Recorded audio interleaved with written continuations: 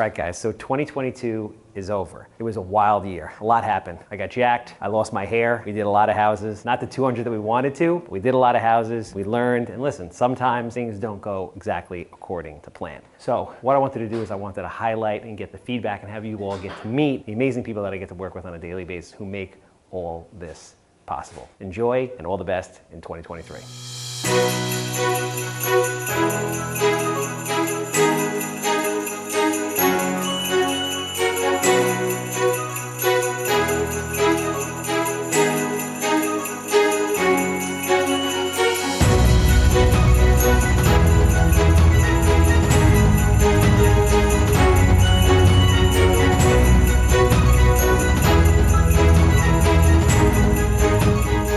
I'm Charles Weinraub, aka the Handsome Homebuyer, aka the cat piss guy. I'm Scott Stern. I'm one of the videographers / editors / funny guys. My name is Greg. I am a videographer and editor. I am the rental property manager. My name is Mark Francis. I am the CFO of Handsome Homebuyer. How would you describe working here? It's fucking absolute, what do you say, just chaos all day, every day. Yeah, pretty much pandemonium. You wake up, you have a plan, but in reality, if you think you can do anything other than ride that baby, you got something else coming. It's never dull, I can tell you that much. It is exciting working here. It's the best place ever. There's always something interesting going on. It's like finding out that you're in Miss Frizzle's class. Things change every day. Sometimes things can get kind of hectic, but on the media side of things, we're usually pretty insulated from a lot of the really intense real estate stuff, so we just get to kind of watch and enjoy other people's pain. Oh, it's like a fucking circus every goddamn day.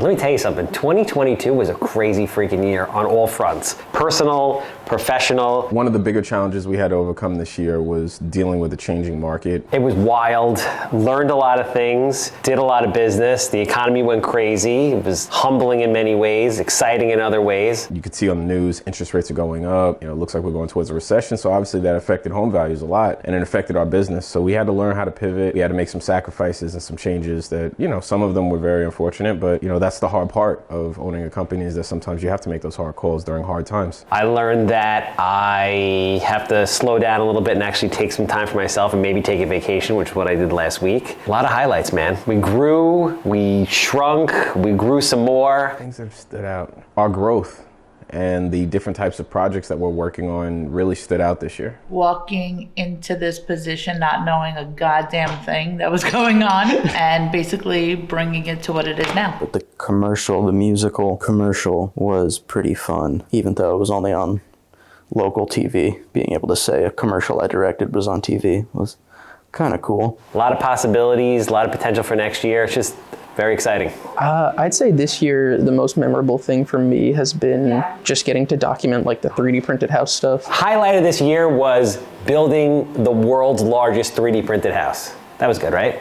I'll be honest, at first I wasn't like super intrigued by the idea. I was like, oh yeah, 3D printers. They've been around now for a while.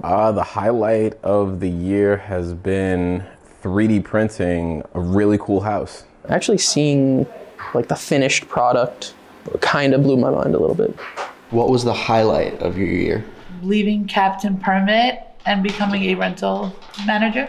Do you have any? Even though I do love Captain Permit. I don't have a highlight. There is no highlight. What did I learn? Just one, right? I mean, as many as you want. I think one thing that I learned was kind of how to create a better flow using the same subject, because I did a lot of the documentation of the 3D printed house build, and to every week kind of make it interesting and unique was kind of tough at first, but it was fun. I learned that I have to enjoy life a little more, and I can't be just working all the time. I think that was my biggest lesson this year. I've been working on this for a long time, but kind of learned that things don't need to be perfect, and sometimes they're better and more interesting if they're not perfect. What was the biggest obstacle you had to overcome? Jay. We have sometimes trouble filming things or finding the time to, finding the ideas. So that can be challenging, but it's a good time. It's very rewarding when we do.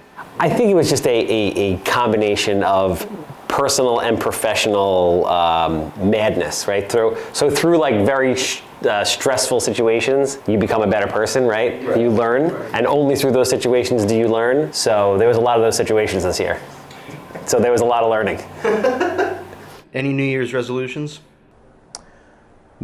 No, I'm sorry. No, I don't believe in New Year's resolutions. I don't do New Year's resolutions because I think they're bullshit. If you want to change, you change when you see the need to change. You don't wait until a date. No, I don't believe in New Year's resolutions.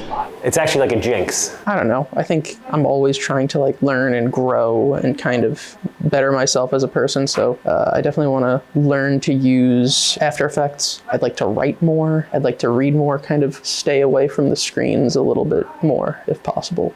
I think the biggest thing is a lot of people don't see on themselves, so it's very important to sit back sometimes and see on yourself and say, you know what, I'm not perfect, I have to learn things, I have to change, I have to grow, and I actually have to go do those things. Don't be stubborn, we're all works in progress. Do you have any New Year's resolutions?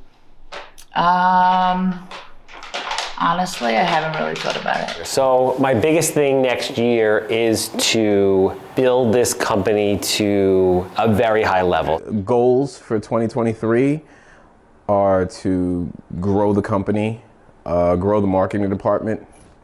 I guess like kind of broadening the horizons of the media department here. And I mean, maybe new hires, but also just like new equipment and stuff, you know, like compared to last year. Now we have our whole little studio set up and everything. Just seeing that progress even more and turning it into an even more legit operation. So essentially for this to be a fund, my dream is obviously to own a private equity fund. So for next year, we're going to be taking the steps to standardize Handsome Homebuyer and then open a private equity fund that is going to help me fill my business dreams. Yeah, I'm hopefully moving out, which will be cool. I'm hoping to learn more about editing different styles, maybe work on some personal stuff like with film, you know? 2023, I think, is the year that we really take off in a crazy, crazy way, and I'm super excited about it. There's a lot of things going on with 3D printing. I am looking forward to 3D printing more houses. I'm looking forward to 3D printing more houses in 2023.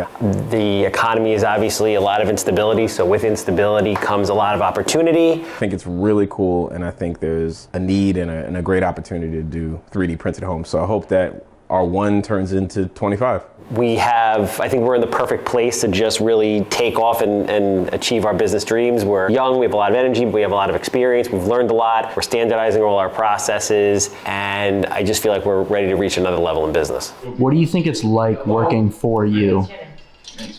Like, what do you think it's like for us working for you? Probably not as good as I think it is. Definitely.